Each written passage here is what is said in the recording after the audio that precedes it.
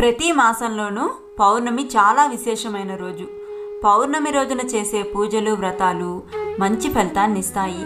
పౌర్ణమి రోజు పూజ ఎలా చేసుకోవాలంటే, పాలని చక్కగా కాచి చల్లార్చి దానిలో కాస్త యాలుకలు, పటిక బెల్లం కలిపి సిద్ధంగా ఉంచుకోవాలి.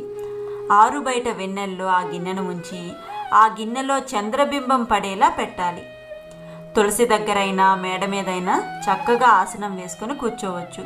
ఆ తర్వాత చంద్రుణ్ణి చూస్తూ మనసులో పూర్ణచంద్రవదన అయిన లలితాంబికను భావన చేస్తూ 9 సార్లు లలితాపారాయణం చేయాలి. లలితా సహస్రనామం పూర్తిగా ఒక్కసారి చదివితే చదివిన వారి దేహం చుట్టూ శ్రీచక్ర ఆకారం ఏర్పడుతుంది అని పండితులు చెప్తున్నారు. అలా 9 సార్లు పారాయణ చేస్తే ఆ పారాయణ పూర్తి అయ్యే వరకు మన శరీరాన్ని శ్రీచక్రం చుట్టి ఉంటుంది. అనంతమైన శక్తిపాతం